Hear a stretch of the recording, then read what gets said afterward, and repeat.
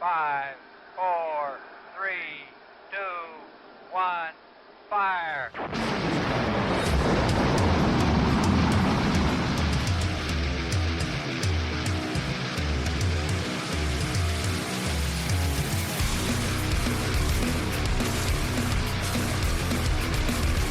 We find wrestling, one promotion, one event, one match at a time. We are the Indy Wrestling Experience with Bob and John. I am Bob. John, what is up, man?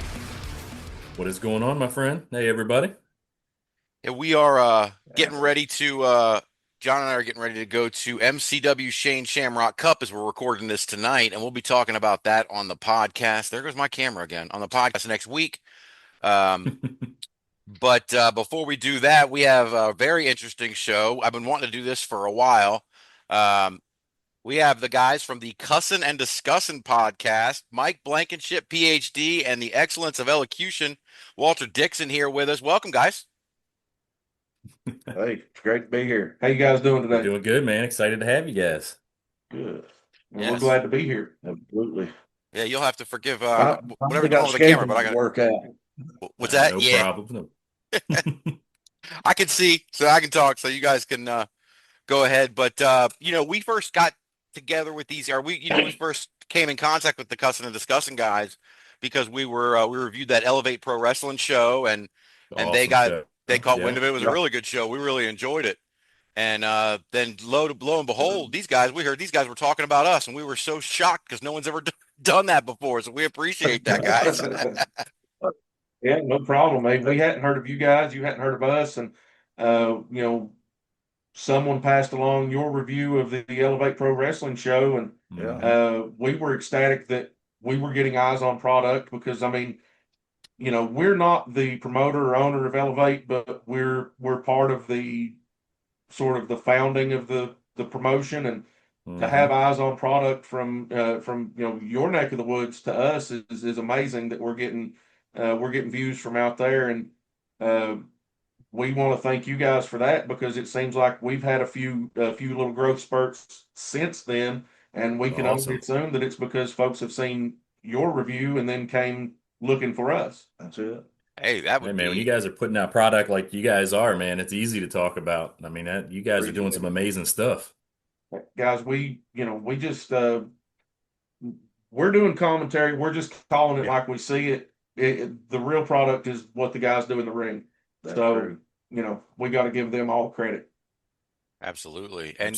So since this is the first time you guys have been on the podcast, what's each of you guys, Walter, Mike, what are your origin stories with wrestling? How did you get into wrestling in general? Where did that journey start? Go ahead, Doc. 1986. I was probably about 4 or 5 years old, somewhere in that neighborhood. Was at a friend's house. It was on TV, and it was love at first sight. And I watched faithfully till about 2000, 2001. Jim Crockett Promotions then into WCW. Got away from it till about, I'd watch it on and off, but nothing full time till about 2023 when someone asked, that I was doing a YouTube show at that time. And it was like, you got a voice. Would you like to do commentary for us? Mm-hmm. Okay. I told him, I said, let me call somebody. I called him and asked him, I said, it may be a one-off gig. I said, do you want to try? We did, and that was the start, really. Yeah, that was awesome. That was our start into this. My love of wrestling come from watching it with my grandfather growing up. Oh yeah, he was a Korean War vet, big guy, strong, and he was one of those guys that he couldn't watch wrestling without actually performing it. At about 3 years old, he would have me come in.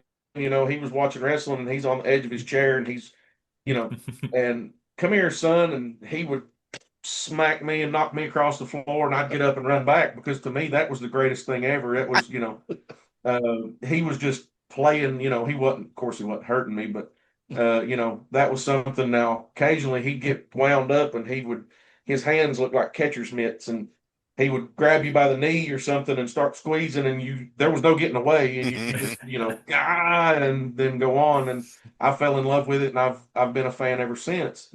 And then when he calls me and says, "Hey, do you want to do commentary?" Like, yeah, sure. I mean, we can give it a try. He had a couple of cameras and some stuff he was doing his show with. We set up, we watched the show. We got to watch that night. We got to watch a casket match that included Shane Douglas, as well Nice. as we got to watch a junior heavyweight championship change hands between two guys who are absolutely phenomenal talents on the indie scene today. And one of which Corey Sparks. I don't know if you guys have seen him with Appalachian Championship Wrestling and a few others that he works with regularly. But Corey Sparks and Colby Carmichael there that night. Absolutely. That title changed hands, and that was an absolute barn burner. And at that point, I said, we got to continue to do this. Whether it's for this company or someone else, we got to continue to do this. And tell me, what year is this? This is going on?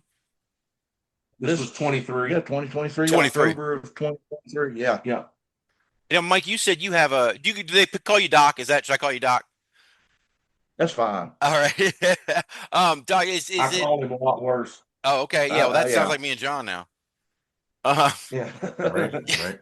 You said you had a YouTube show. Have you been in before the commentary, the wrestling commentary? Of either one of you guys, did you do radio? Did you do podcasts, anything like that? Just basic YouTube show that I was doing. Had a little bit of a political experience prior to professional wrestling, and I always joke with him and tell him, politics and professional wrestling are a lot alike. There's not really much difference in it. Yeah. Nope. There really isn't. His show, I was on his show a couple times, and it was a fun show to just do. It was a look back with Mike, and he would do reviews on matches, classic matches from the 60s, 70s, 80s. And I'd been on it a couple times. And when we got into the commentary gig and it started looking like it was going to be a regular thing, we turned his YouTube show into a way to help plug the indie shows we were doing. Yeah. And it sort of progressed and evolved into what it is today, where we're not just helping to promote or plug our show, we're helping to promote other shows and other wrestlers. And of course, we have a few fans that have reached out to us and wanted us to do little things here and there. We done a full review of WrestleMania 7 last weekend. Yeah. And it's on our channel now. So have to check that one out.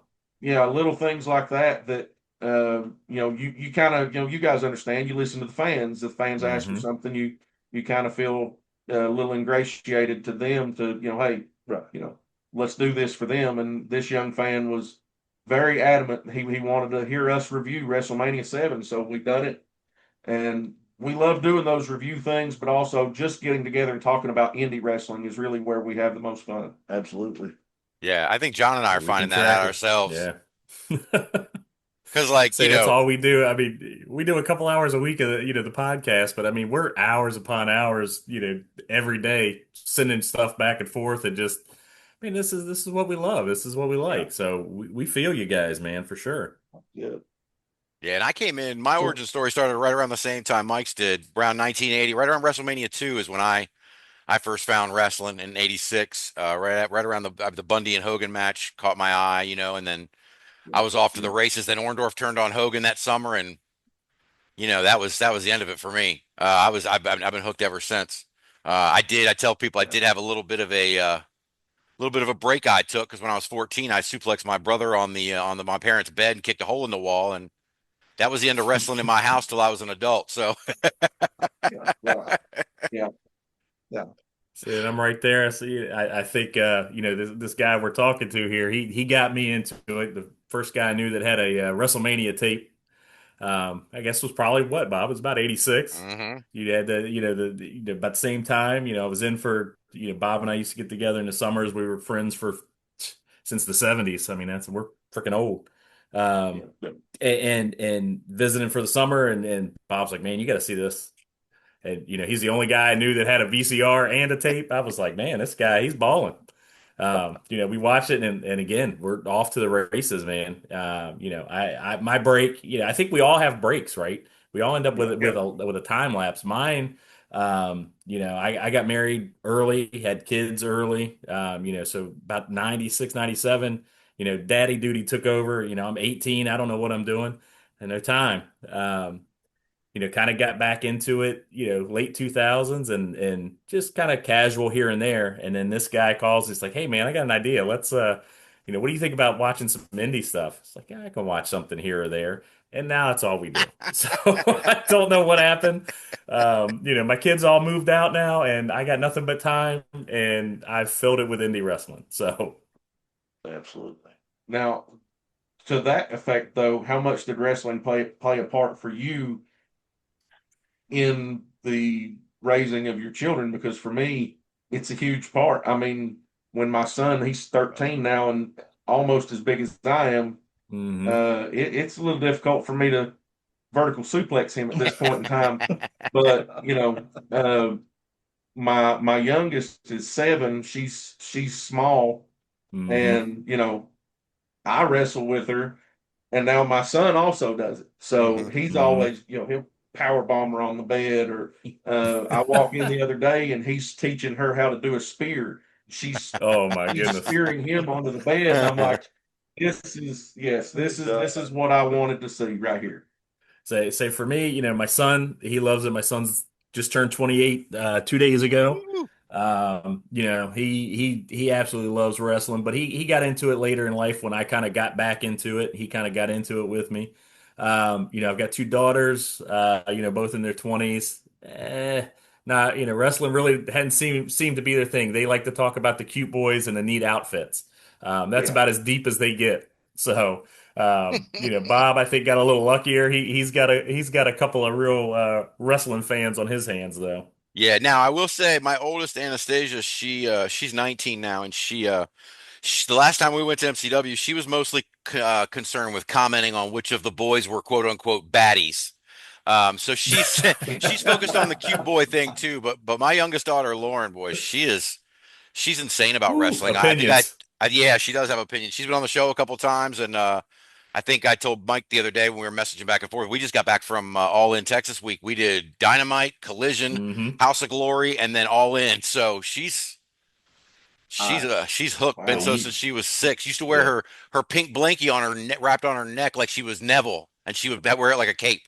Yeah, I'll tell you guys, you would absolutely love this girl. Just don't try to give her a high five at a show. Just don't do it. It's going to hurt your feelings. Just like it hurt a few wrestlers' feelings the last show we went to. But yeah, she's great. So Bob's got himself his future podcast. I got to watch myself so I don't lose my spot here. Yeah. Well, I mean, nothing wrong with bringing the future of the industry in to join for a show or two here or there. Damn I mean, right. We do it every now and then. we actually helped set up a show with a past promotion that we had the promotion that we started working for. They sort of went AWOL on us for a little while, and that's what brought about the creation of Elevate Pro Wrestling. Right. And then they sort of reappeared out of nowhere, which it happens, right? We don't hold any ill will about that. Just kind of wish somebody would have given us a heads up. But when we first started doing it, we done a show for a local high school cheer team my daughter was a part of. Yeah. And of course, that's all the cheerleaders done was, they were checking out the young boys, oh, he's not. Right. That's a good one there, Right. that's all they done. My daughter, obviously, a big part of that. But my son has joined us from day one, essentially from day one, and now he helps run the audio, runs the intro music for wrestlers. Oh, awesome. So we get him set up with a little laptop that's run to the PA system, and he's running the music for Runs music and bell. yeah, that's runs awesome. the bell and the music. So he's essentially our timekeeper. Yeah. Cool. That'd be stuff. That's pretty good, man. It is. It is. What was I going to say? Oh, so as you guys have been doing commentary for what's essentially 2 years plus now. I mean, Yeah. like John and I have been doing this podcast, and every week we evolve into something else. We learn something new. We pick up new things. Mhm. How has it Yeah. been these 2 years? How much do you feel like you've grown? What have you learned about doing commentary? Wow. It's ever changing. I mean, it's always there's something to be expected every time, and then there's those things that happen that you're like, I didn't anticipate that. Right. Mhm. You know, Yeah. We're the type of guys that we're always anticipating or trying to anticipate future changes and moving along, learning as we go. Uh, but well, when we started, like you said, we were using my old equipment, and actually, it's not with us, or I'd bring it out. But it's a little old soundboard about that big. Got it off of Amazon. It Right. done good for the little while we run it, and then we're like, we need to get bigger and we need to get better, and we slowly invested and progressed along. yeah, Yeah. Yeah, that's what I for mean, us, it's given. go ahead. No, go ahead. I was gonna say that's the same thing like with us. It's like you can see right now we're just using the Zoom. We're not as far, we don't have Mhm. the equipment you guys have. A soundboard would probably be great. A lot of those things that we're sort of evolving as well. And so I'm just always interested to hear, Mhm. as so like I said, because Yeah. this is all we got right now. But John and I were just talking about new microphones, and obviously I'm gonna need a new camera, it Mhm. looks like. Um, but also in just like the way you do the show, what works and what doesn't. Every week it seems to feel like, oh, I talk about this, but maybe not as much that, or it's I Right. don't Mhm. know. I'm enjoying this process. Um, Yeah, it's a lot Yeah, of it's fun. always. Uh, we started out. We were doing each week we would do a Indy star highlight where we would pick an Indy star that we had either seen in person or we had been seeing a lot of their videos on social media. We're like, hey, let's give this guy or give this gal some props. Yeah. Mhm. We started out doing that for a while, and then the folks at Wrestling Society Network started doing a Indie Star of the Week. So we're like, instead of us trying to pick one, because we like those guys down there, we love what they do. Right. Let's just highlight that for them, so right. that it's Right. not only us giving the Indie Star the pop, but it's also giving a little a little shoulder rub to Wrestling Society Network Right. and kill two birds Nice, with one nice. stone. Right. We try to have fun with the where we do Doc on Call segment, and then the name that card. If you call it this past episode, he actually wrote a story. Yeah. Uh, I got a wild hair. The guy I watch regular. Well, I won't say regularly, but I catch a lot of his stuff on Facebook. He's an old Texan that just tells these wild, almost unbelievable stories about things that he's seen happen, gator Mhm. hunting, or he's seen this happen in a bar, or his buddy done it. It's just these almost, and I said it this past Wednesday. Right. The stories that he tells are just on the verge of being in the things that didn't happen for 1,000. You know, um, so I thought, what if we done a little quick 2-3 minute short story of these unreal wrestling stories, just to make people go, wow, that was cool. Do you really think, like this past week, it was a story about Bobby Eaton getting into a bar fight? Yeah. He and Disco Inferno getting into a bar fight with some bikers, and it was nothing special, but it's like you you hope that the fans listen to that and they go, man, do you really think Bobby Eaton could have whooped three bikers? You know, just that kind of thing. He Yeah. tells me this story, and I'm sitting here going, where did you hear that? He said, I made it up. Yeah. I'm like, I could actually, for a minute, see this. Yeah, and of course, Disco Inferno's hiding behind the bar the whole time, Of even course. though he's the one that started that. And Yeah. I mean, you kind of okay, yeah, I can see that, but Right. that's excuse me. Yeah. Oh man, I don't have that kind of imagination. Maybe. Oh goodness, that's hilarious. The one thing That's I pretty like good. the one thing I like for Walter with the shows that I've watched or whatever, man, when you mute the audio just so you can say what you really feel, that shit pops me every time. Oh yeah, I mean, I'm like, this I just hope he guy doesn't do it will to us. say it and put it out of us. I mean, Yeah. sometimes we won't, but Yeah. it slips every now and then. But we try. And there's sometimes that I want to say something that I know is going to make it's going to make a big portion of any fan base, not just our fan base, but any fan base go, ooh, he probably shouldn't have said that. And I wouldn't have said that on the air. And I'm like, okay, yeah, click, and then At least get it out of your system. yeah. I just like watching Doc's face while you're doing it. Yeah, me too. I question his sanity. Well, I mean, I enjoy the look on his face when I say stupid stuff too. So, I mean, we're all in agreement there. Oh, man. These guys are way more like us than I even knew, John. Right? Dynamic is even similar. Like we bicker like an old married Well, couple sometimes. It's so funny. We've known Yeah. each other for what, 35 35 years, going on 36 years. now? Yeah. It's Yeah. So, I mean, we grew up together. we're more family than friend at this Yeah. point. Right. Yep. He is my brother. He is an uncle to my kids, and Yeah. we've been lucky enough. We've got a handful of friends. We all grew up on the same little road within about 3 miles of each other. I was actually, he and I were the furthest apart. I was on one end and he was on the other, and Right. there was a couple of friends we had in the middle, and we all loved to watch wrestling, and we'd get together on weekends and play Madden on PlayStation or Mhm. The NFL latest FIFA wrestling or game or play whatever. the latest wrestling game. And you know, we still, he and I were the first of that group, and we kind of added a few others to that. But so we sometimes do feel like we're answering each other's, or rather completing each other's sentence. Yeah. Yeah. Yeah, you guys got a real similar to Bob and I. Again, we're both a little bit older. Um, my mom, I grew up, my mother owned daycare, the whole time I was growing up, up through right through COVID.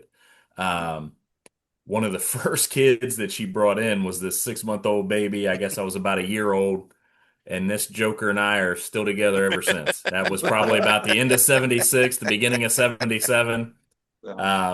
We never, I mean, Bob, I think you and I never really lived close. But we always stayed in touch, and I mean, he was in Maryland. I moved to West Virginia. We moved back to Maryland. They moved further away in Maryland. We just kind of never really, had that, together all the time. But man, Right. summers always came. That was my summer vacation. And, I got shipped down, shipped back to Maryland from West Virginia for the summer, and I'd get a couple of weeks staying with Bob and getting all kinds of trouble and let his dad beat us up and smack us around and practice all his police moves. And but through it all, we always stayed friends, and wrestling was a big part of that. Yeah. Yeah, I always say John's mom. I've been friends with John so long, his mom whooped my ass. So that's how long we've been friends. She whooped my ass when I was little. That's And how. vice versa. And vice versa. That's right. The funny story I'll Yeah, tell about this, and these are our guests, so I don't want to talk about us too much. But the one thing with John and I was my dad was a PG County police officer here in Maryland, which is the county next to DC. And so we would go to the Cap Center. You guys probably know the Capitol Center from wrestling events or. Gotcha. WWF used to stop down there a lot every month, and when they were doing the house show runs, and my dad was a cop, and he found out that they had PG County cops who were stationed at the arenas, like they do a lot of sporting events, and they had a little control room, and they had a door to the exterior that locked automatically, so they put a hanger in there so the cops could come in and out without having to. There's no lock, no key, so they would just make sure that door was always open for them. And my dad found out there was a hanger, and he just went by, pulled the hanger one day, waved, said, "Hey boys," and we just walked in for free, and we just started doing that every month. People would come, they'd be like, "I think you're sitting in our seats." We're like, "Oh, sorry, we must be 3 rows back," and then we'd move 3 rows back. Like, but we did that for a couple of years. John went with us several times. Yeah, But absolutely. that was a lot of fun, man. Those house shows were a blast when I was a kid, and that's that's something that now the big thing is with the house shows kind of disappearing. I'm not just nostalgic for it. I feel like it's not good for the business to run so few house shows. I don't think it is either. And I think that's where indie wrestling actually picks up in that area Yep. where the Exactly. mainstream is losing ground. Indie wrestling starting to pick up, and it's a welcome sight. Yeah. Absolutely. We drive from Pikeville, Kentucky up to FTC's Art of Grappling in Ironton, Ohio. It's a 2-hour drive, but you go up there and their place it's packed out every time you walk through the door. Yeah, their little house show or their home shows they call them, with Brock's and those guys. You know, their facility doesn't hold but about 120 people, but it's packed out. Yeah. Every month when they do a live house show there at their home center, it's packed out. And then we have the shows with EPW. We travel a lot. Yeah, we do. But all of our shows, like sometimes you'll go in and you've got 35 people. Sometimes you go in, it's 200. And for us though, the biggest thing is we get to go to these new places, go to some of these little, like we've done several shows for the DAV in Oliver Springs, Tennessee. Yes. We love to do that for the vets. We love to go do, give them a show, and they get to raise a little bit of money for the Disabled American Veterans Program. And it's a win-win for everyone. But for us, it's like that crowd is hot. Yeah. I mean, they are on fire for independent professional wrestling, because to them, it reminds them of the old Smoky Mountain days, of the old NWA territory days. Territories, And, absolutely. You know, that's what we grew up on. You know, we're Southern boys. We grew up on that Smoky Mountain, on Memphis, on NWA, Mid-Atlantic. Georgia, Mid-Atlantic, Florida Championship. That's the stuff we grew up on, and we love it. And indie wrestling really is sort of the rebirth of that. Yeah, you're absolutely right. Absolutely. I mean, you can even see it. I mean, territories and promotions banding together in certain scenarios and working together. I mean, you're right. It's very much like the old territory system used to be. Do you guys only right now currently work for do the commentary for the two companies, FTC and Elevate, or do you? I know you said you got the miscellaneous stuff, but really and honestly, it pretty much Elevate Pro Wrestling and FTC's Art of Grappling keep us pretty well steady. Yeah. Yeah. They keep us pretty busy. Yeah. We've always said we would be, his line is have camera, will travel. That's it.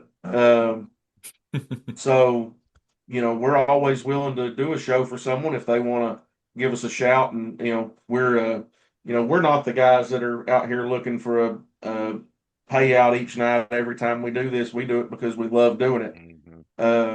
But at the same time, we'll drive just about anywhere and do pretty much anything we get to sit in a chair and watch wrestling for free. So, yeah, that's it. I mean, we know the feeling. Yeah, that's it.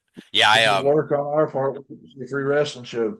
Yeah, it is. It's the best. I just you guys are echoing a lot of our sentiments. I mean, because I just enjoy watching wrestling, and I don't care if it's WrestleMania or if it's, the quote unquote bingo hall or whatever you want to call it. I mean, these guys are busting their tails.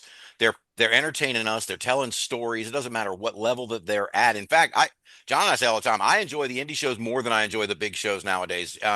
Because the guys are working so hard to develop who they are. Yes. And the more that we go to, the more people I get to see. And I know you guys know what I'm talking about here. The more people I get to see grow up into stars.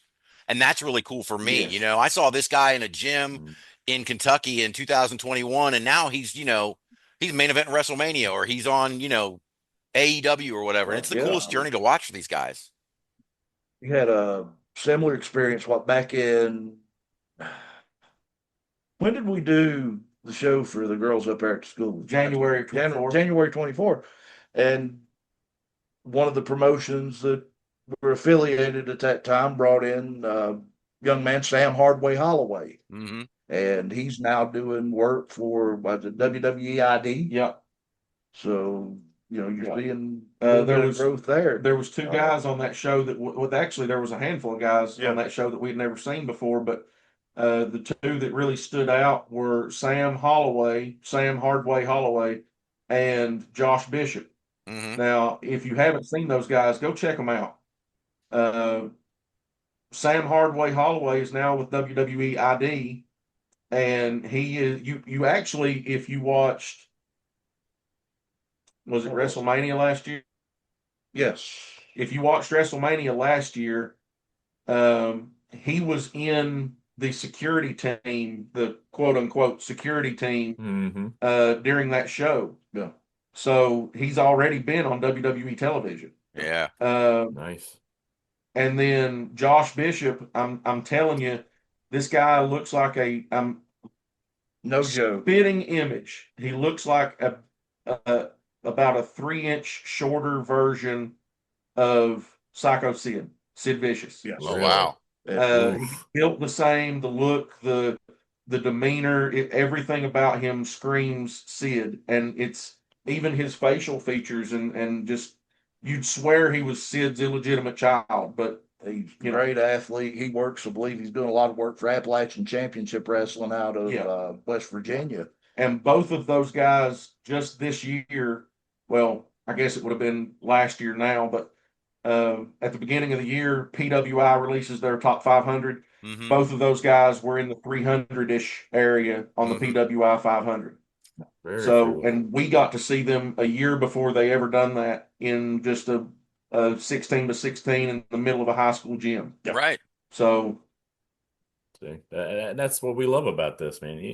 You were saying about him being on WWE TV, in the security team. I mean, Bob and I just had a discussion, what was it, about last week, the week before, about, nerding out because, we go back and we watch these shows and I spend so much time looking at the background kind of stuff, Yep. The little things, because you never like, holy crap, I saw so-and-so, 2 years before anybody knew who he was. Oh, he was the guy that got punched in the face by, so-and-so. Right. There's so much stuff going on and there's so much stuff to enjoy. That's again, that's why we love this stuff. Yeah. Yeah, that's it. Not to mention, like Tully Bertorelli told us, this wrestling is basically essentially sleight of hand, right? It's essentially misdirection. Mm-hmm. And so if you have that mind and you go back, like I go back and rewatch old stuff and I see security teams, I'll stop and pause it on the security teams now because I didn't even care about them before. But now I'm like, okay, who's the star in the security team that I can pick out, or like it was all there. It's all right in our faces. But the misdirection keeps us from paying attention to it. Like even Raw will do the camera so you can't see the security guys' faces if they can. So you got to kind of work at it, but that's the kind of nerdy stuff that I'll do too. Sure. That's it. I think I know CM Punk and Braun Breaker both made their very first appearances on WWE television as members of a security team. Mm-hmm. Tommaso Ciampa was a lawyer. Champion was a lawyer. Mm-hmm. Sean Spears was Stan. Mm-hmm. When in that scene with DX where Shawn Michaels turns around and just super kicks this guy and papers go flying and he turns and looks at Triple H and goes, "I just kicked Stan," and just runs down the hallway. That was Sean Spears playing Stan.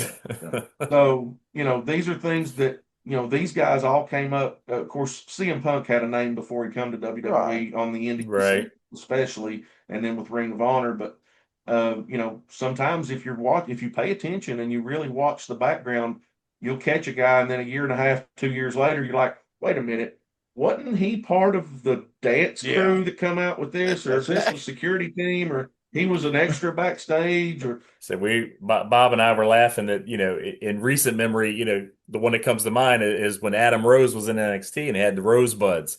Yeah. That's a who's who of who's big now. I mean, just everybody and anybody was in that at some point. So. Yeah, No Way Jose was ended up as one of the Rosebuds, then branched from there. a lot of guys got a big jump from that. Wasn't Yeah, Strong? you had Strowman, yeah. Strowman, Strowman. Part of it. Becky Lynch. Becky Alexa Lynch was a Bliss. rosebud. I mean, Yep. it's Alexa Bliss. It's some of the bigger names, and it's a testament to me that what these guys, you all anybody sees are the big names. The majority. They're not. Most Right. people aren't us. They're not you guys. We're not into the minutia of it. They see the big star, the big show. They're like, oh, they don't understand. These guys were happy and willing to be these little roles, these little parts in these little gyms, before they get to the big time. That's the interactions that you can't get when you go to these big shows. I'm not knocking the big No, shows. you I have a don't. good time, but I can go to the little show and I can shake a hand. I can tell that performer, thank you. That was a great show. Yeah. It's just a level of interaction that I don't think a lot of fans get, the majority. We're in the minority No, they with don't. it, They really honestly. and that's why I like what we're doing. What you guys are doing is spreading that word. Yes. Build that base. Go out and find out the little shows that are out there. See what this really can be and what it builds into. Right. Follow a journey. Pick a guy. It's like picking your rookie. Okay, my guy got drafted. Let's see where he's going to go. What's going to end up. It's just it's so enjoyable. Absolutely, just so enjoyable. We have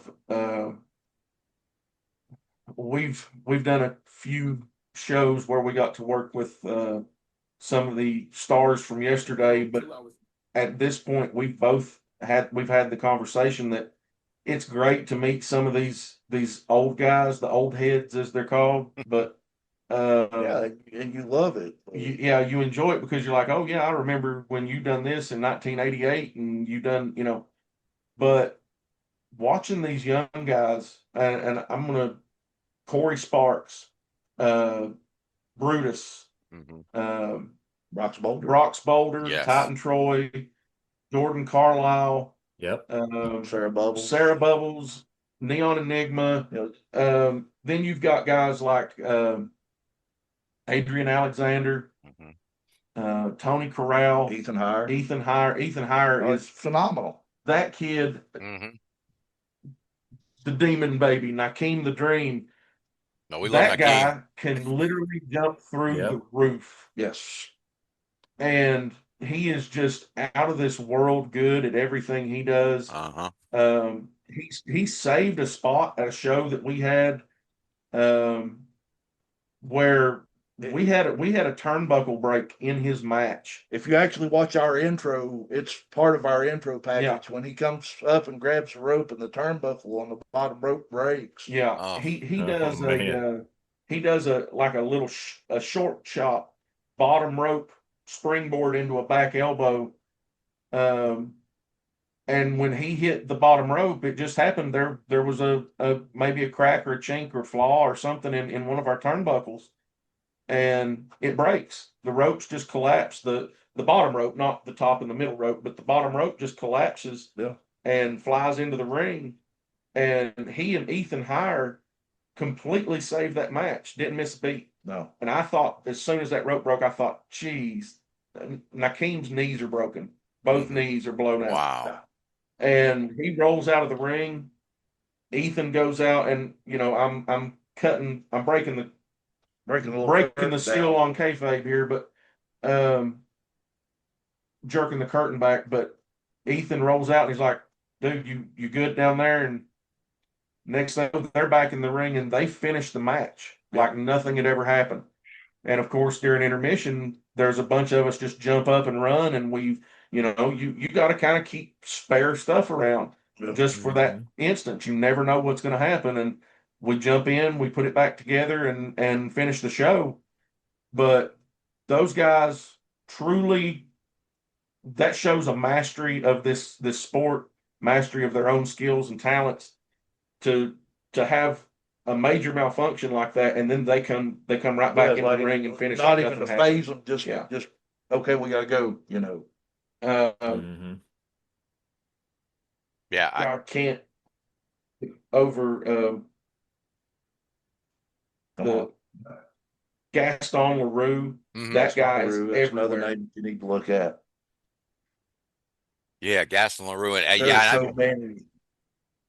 I think some of those guys work for what is it, Elite? Elite, yep. Yeah. So I know I see some of their They're results so come in. That's where I first came across Ethan. Yeah. And point of order, I want to go back because we're talking about Ethan. There was a moment in that show we reviewed where I sort of made a joke. Yeah. Yeah. We back. Yeah. I just want to make sure everybody Go knows ahead. I would never suggest ever. No, I was no, that was no, tongue in cheek, and I was no. teasing. But because I think the world of Ethan, and I was like, oh gosh, I hope he doesn't think that, because No. All parties involved have had a tremendous laugh out of it. Yeah. All parties, including Ethan, including Enigma, the whole Enigma, 9 Uh-huh. yards. and Enigma's boyfriend got a hilarious chuckle that's out I of remember, that. So I remember you guys talking about that. He was there. yes, he was there. Yes. As a matter of fact, he wrestled that. I won't give all the details away on the air, but he wrestled that night. You've seen him wrestle. Oh, okay. But anyway, And I won't say this on the air, but I've made a comment about how that could have been what helped construe it that way. And I've said it before is, I agreed with you guys that it did look even to me, I'm sitting there and I'm having this this almost third person embarrassment, because I'm like, oh, that looks that's a little iffy. But I knew because, I've seen Ethan do that to other people. Right. I knew what Ethan was going for there. He's trying to sell the fact that he's so small. Right. And he's trying to suplex this person and he can't get them up. And that goes back to his, it's larger than life. Larger than life. He's going to try to suplex you like he's Brock Lesnar and you're Jamie Noble. That's it. Yep. But it's actually quite the opposite. That's so great.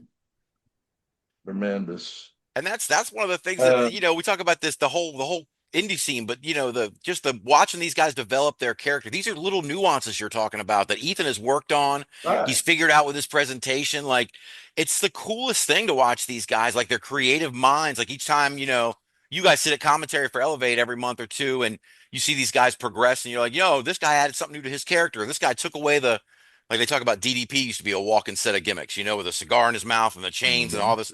Well, he's not using the cigar anymore. Okay, I like that presentation better, and I like watching that. I like watching these guys' creative minds because I don't have one. And it's really neat to watch these when you catch those little nuances.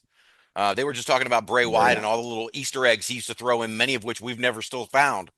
That kind of stuff is so interesting to me. Yeah, I think we could spend a lifetime. That is someone who we could honestly spend a lifetime searching for the little hints and Easter eggs and little tidbits of this and that he dropped along the way in his very, very short career. Right. Agreed. You could spend a lifetime looking for them and you wouldn't find them all. Yep. That guy his mind was so much, the creativity coming from him was so much more than what most of us can fathom. Right. It is so sad that we lost him at such a young age. And we talk on our show about, we've come to that age. We're both in our early 40s, and we've come to the age where we're starting to see a lot more of our heroes and villains of our childhood are passing. And then when something like Bray Wyatt, Wyndham Rotunda happens, and you're like, that was too soon. Right. And it's really, it's heartbreaking. You kind of, like, it would not surprise, and I'm not saying I want this to happen by any means, but it would not surprise me to wake up tomorrow and Ric Flair has passed. Right. Well, it's a timing thing. Yeah, it's just a timing thing.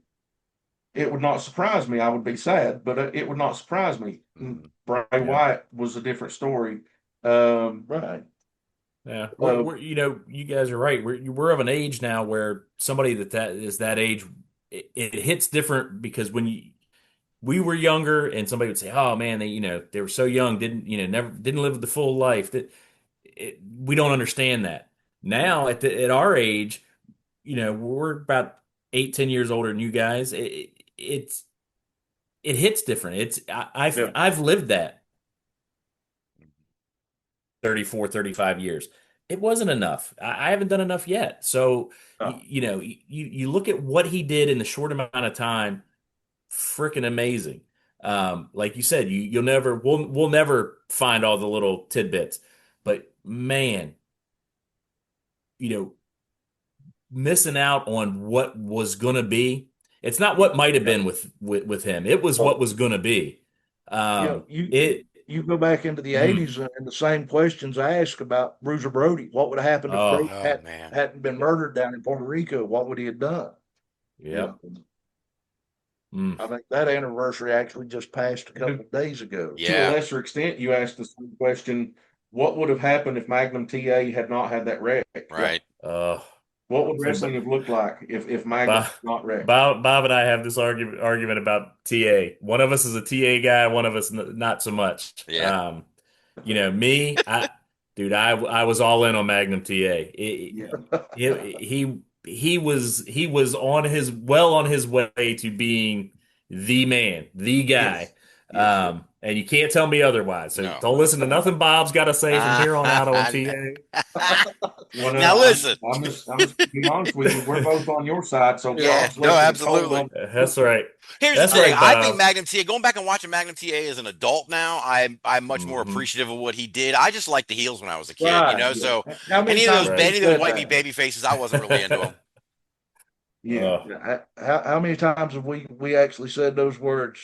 We didn't appreciate them when we were younger, but now looking back, we're like, God, those guys were great. Yeah. Well, I mean, it depends on what side of the fence you were on. If you were a baby face, generally a babyface fan, as an adult, you look back at some of the heels that you hated then, and you didn't want anything to do with them. You thought they sucked. Just you're trash. Get away. I don't want to see them.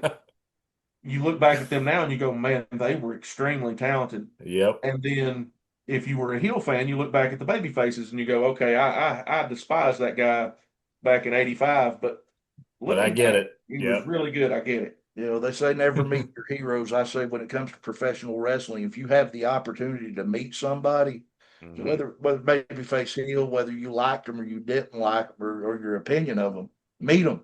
Yeah, right. It's great, and to be able to just sit there and pick their brains and have those conversations. Agreed. One of the meanest, baddest guys that ever walked into a 20 by 20 square was Barbarian. Yeah.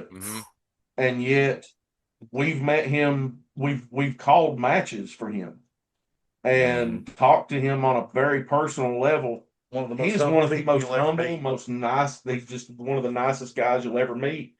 And you're like, that is not the guy that I watched beat the tar out of Shawn Michaels and Marty Jannetty,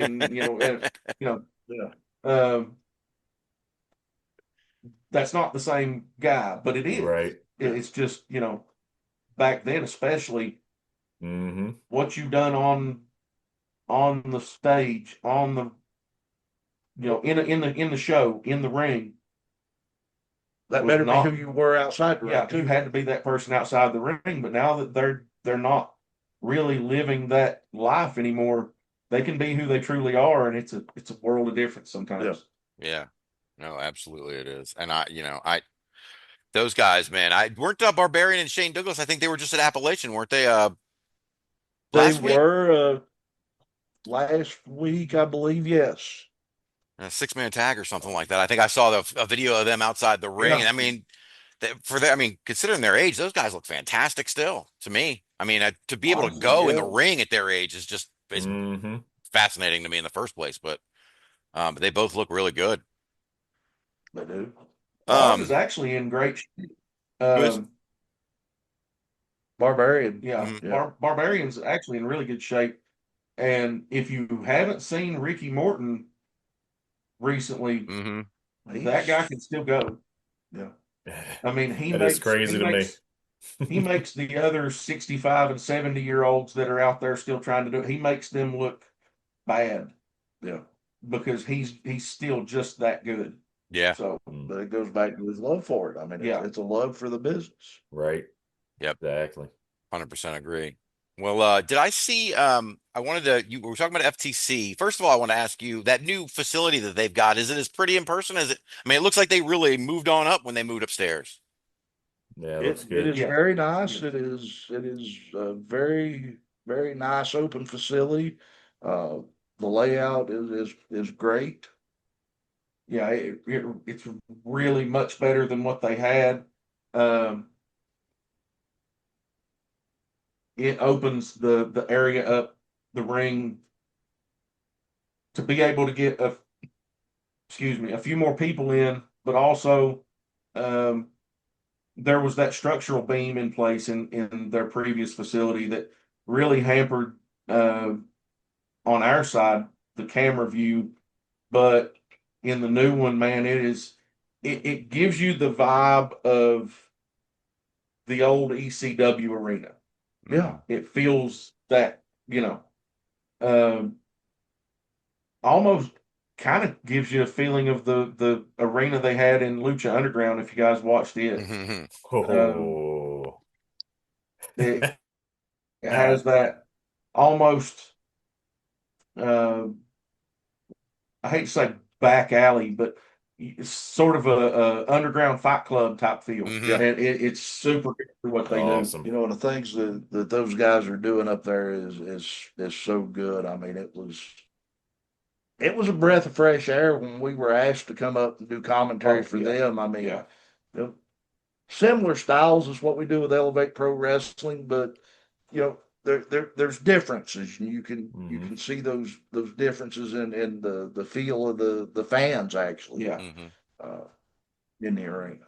The fans up there treat the show more like they do treat it more like an underground fight club. There's those fans up there, some of them can get a little bit out of control getting up in wrestlers' faces and stuff. We're back here getting commentary going, dude, don't do that.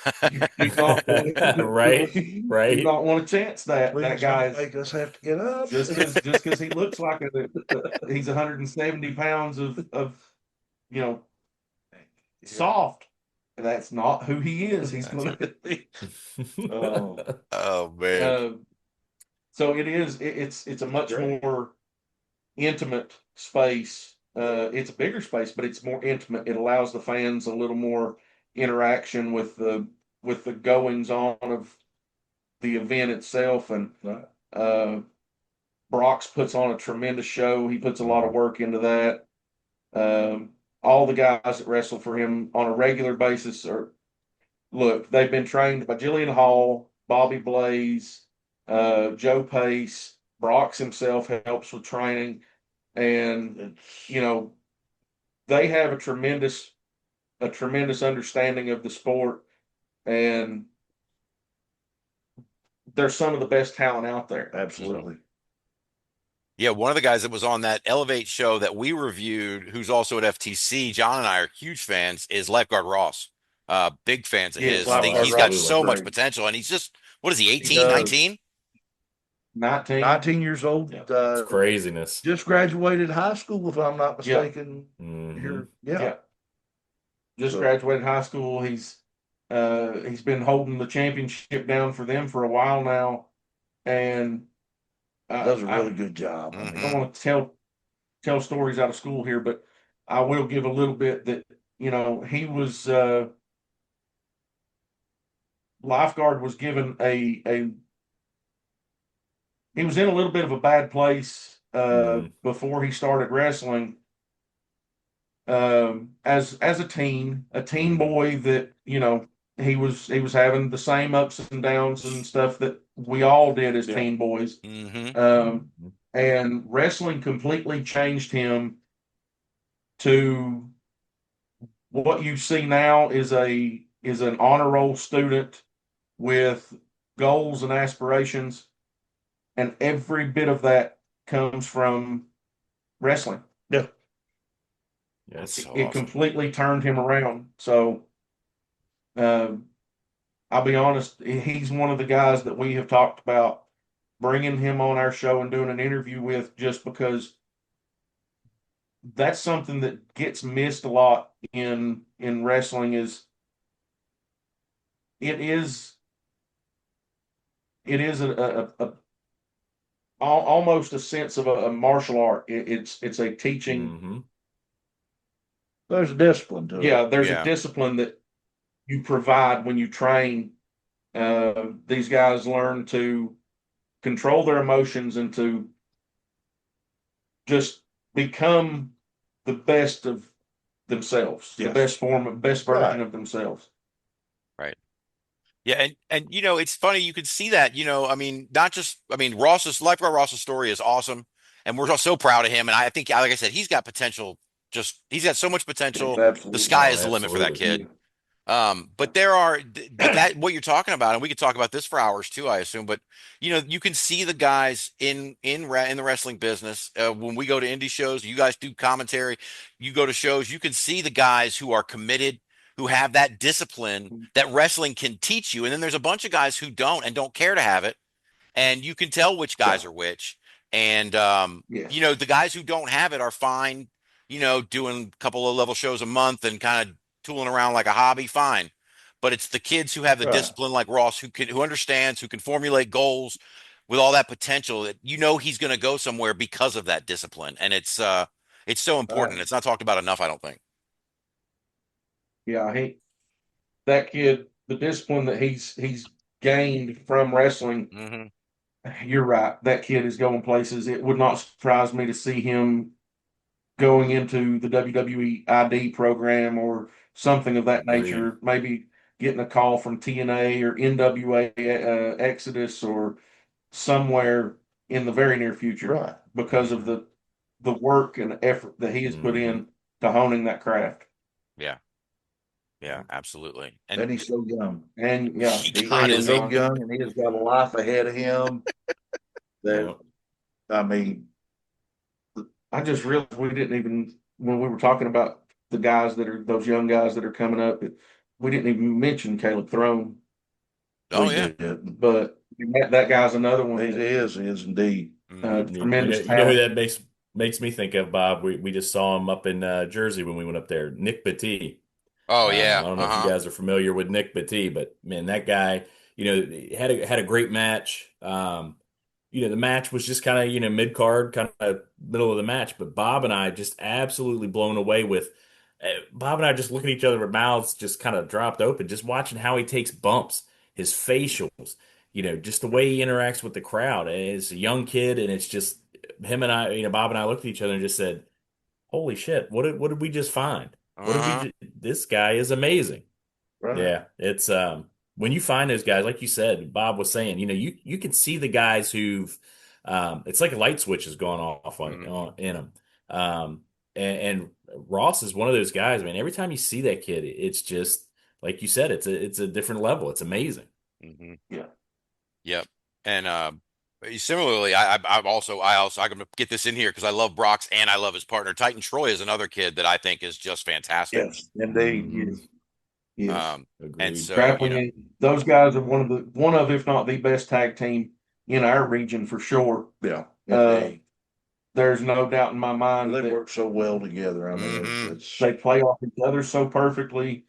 They have a very deep, very intimate understanding of the psychology of the sport and how to work the angles and the story. Love those guys. Love them to Indeed. death. Absolutely. Me too. The thing about Brock's and Titan Troy too, and I went and saw them in Spencer at Route 33. And the thing about them is not only do they know how to work the crowd and do all the things in the ring, but before the show, they're working the crowd. They're meeting people, they're Yes. running through, they're telling jokes. Yeah. Brock's is jumping up on chairs, leading cheers. Like it's I don't want to, it sounds cliche to say it this way, but those two guys just get it. Like they just get it. Yeah, they do. I mean, that's truth. That's the only way to say it. They just get it. From the time they walk into the door, they are them. I mean, it's Well, and it's because they're not putting on a persona that is outside of their own personality. Yeah. They're just themselves cranked to 11 and rip the knob off. Yep. Yeah. And that's who they are. They love the fans, they love the crowd, they love doing what they do, and it shows in every facet of their work. Yep. Now, when that Titan Troy heel turn comes, I'm telling you, I'm waiting on that Titan Troy heel turn already. Well, because he's the young guy and Brock's the older guy. I mean, at some point, something's got to happen, right? So, are you saying Titan Troy may get tired of having Brox throw him like a spear? That may be part of it, certainly. Yeah. I did One see too that many monkey video flip the other day sentons. Yes. where Brock's introduced Troy as his current tag team partner. And Troy didn't. Yeah. It's his only tag team partner. He corrected him. God love him. Yeah, can't say And those guys too are they're like an old married couple. So and that shows through in their ring work too. They do so good together. They work so flawlessly off of each other, and I do believe that they will be. I'm positive that President Dewey C. Moore will end up bringing them in for the tag team tournament to crown the first ever Elevate Pro Wrestling Tag Team Champions. I could very well do that, hadn't he? And that was a hell of a thing, because now I can ask you, when is that coming up? So we have a show coming in August. Date still yet to be finalized at this point. Everything is finalized, but in Kentucky we have to wait on the Boxing and Wrestling Commission to post it on their website before we can give details. Gotcha. Yeah. Okay. So everything is pretty much done. We're just waiting on that to happen before we can say anything definite.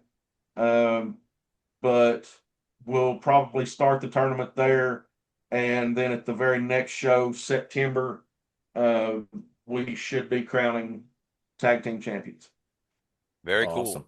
And will they be putting all of these on YouTube like has been the last few months? Oh, absolutely. Absolutely. Yeah. That's this guy. Okay, great. He does all the editing and posting, and he takes care of the vast majority of the social media stuff, and I'm just along for the ride. By horse. Well, hey, listen, I am already looking forward to it. John and I have, like I said, we've seen the product. We know you guys do a great job. We know Elevate does a great job. And I'm excited about this now that I know there's a tag team tournament coming. So I'll keep my eyes out for that. And you'll hear John and I talking about that for sure. Because like I said, especially if Grappling Inc. is there. Yeah. We'll have a tag team tournament coming soon. And we'll also be crowning a new heavyweight champion due to the forfeiture of the title by the Appalachian Animal Brutus. So it sounds so bad. I like to use the word vacate. Well, yes, but splitting hairs, Doc. You're just splitting hairs. I know. So now the show we watched, he was the champion. What happened after? How did he end up vacating? If you watch Warzone out of Oliver Springs, Tennessee, he is in a match and he goes for basically a single arm suplex. He hooks the arm underneath the other guy's arm, has his head down, and pulls him over, and is going to plant him on this side, right? Basically, the guy landed right here on him. And left cheek. Broke his, what was the official diagnosis on that? Well, I can't think of the term, but basically, Brutus's cheekbone was fractured. Luckily, the guy landed sort of on the outer edge of the cheekbone, and the fracture ran more toward the sinus cavity. If it had ran up, and if it had fractured the orbital floor, he would have lost his left eye. Whoa! So he had to take some time off to let that heal properly. Actually, just after the match, he had a bump on his cheek, about the size of a golf ball. And about 45 minutes later, I went to talk to him again, and it was the size of a softball. It was Wow. He was taken to the emergency room just after that, and they found the fracture on his cheekbone.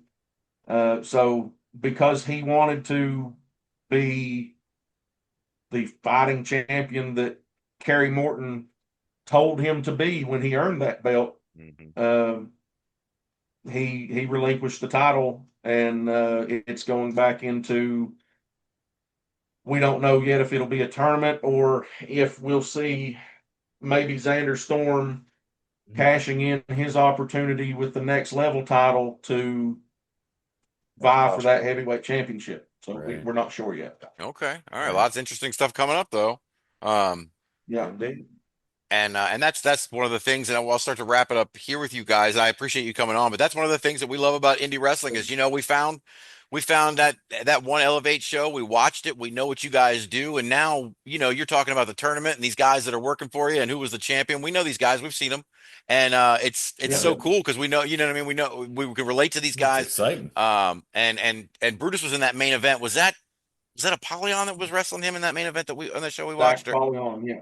Yeah, that's sure. Is he going to be part? Is he? I know you guys know you're not going to tell me all the details, but I mean, is Zach going to figure into this picture? Contender. Yeah. He's currently the number one contender. So Zach Apollyon is essentially the number one contender for all intents and purposes. But his stablemate Xander Storm is holding the Elevate Pro Wrestling Next Level title, which gives him an opportunity to challenge for the World Heavyweight Championship at any time. So these two stablemates, part of the 5-Star Mafia, who knows what's going to happen there. Yeah. It'll be interesting. Let's just put it that way. Sounds like it. And I remember the first time we watched that match was Zach Apollyon and Brutus.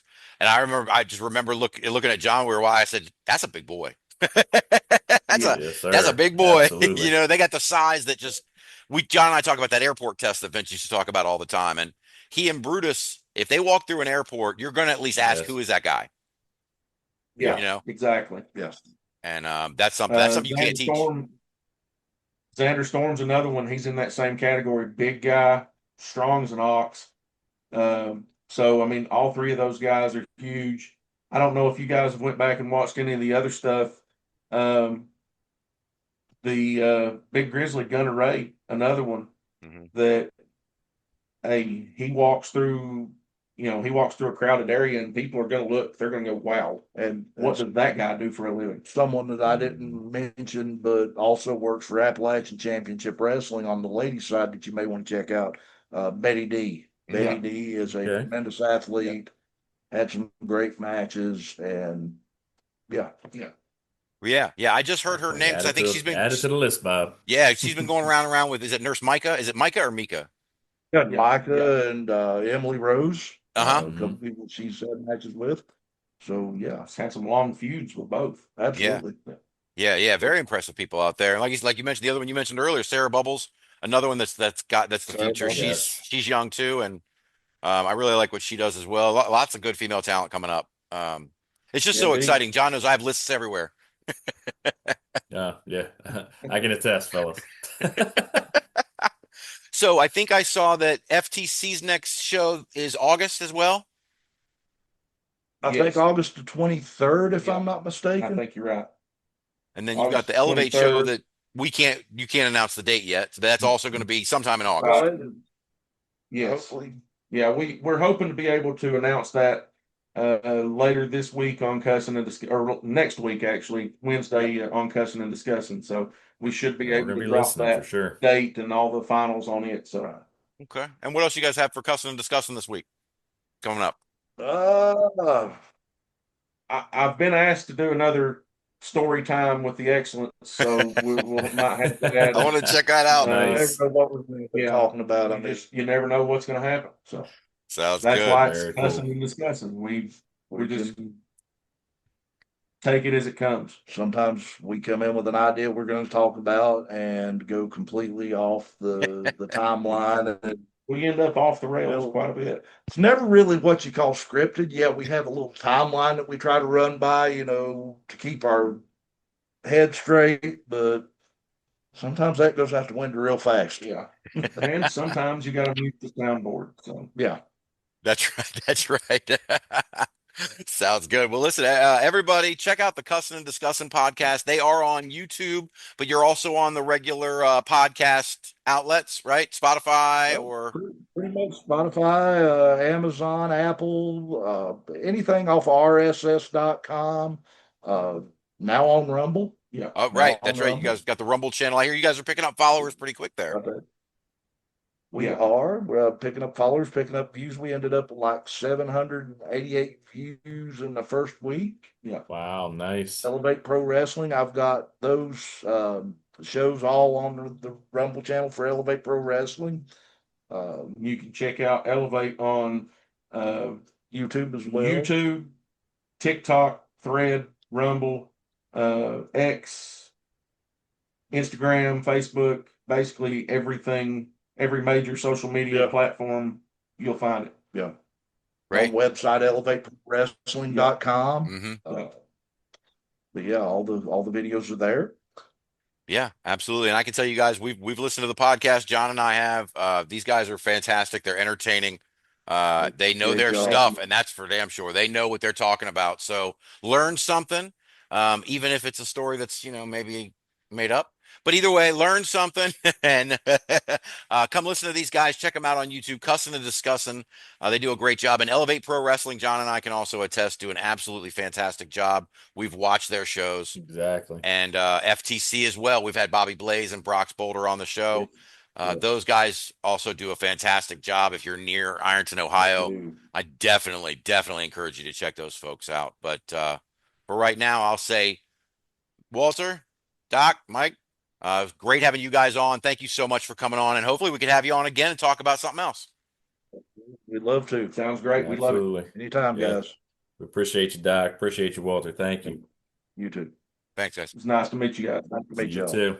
Same here.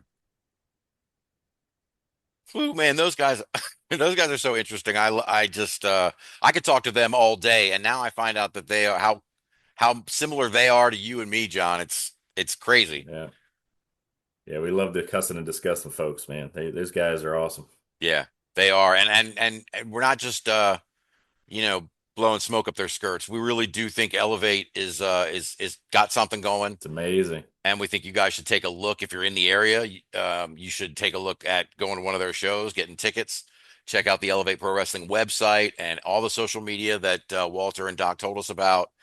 Follow them on YouTube and all of the podcast outlets or wherever, Absolutely. whatever your preferred podcast outlet is. Follow them on there. They are a great listen. They are very entertaining, and they're very knowledgeable. So very much looking forward to Absolutely. following. Yeah. But John, listen, I'm not going to waste too much more time. We got stuff to do tonight.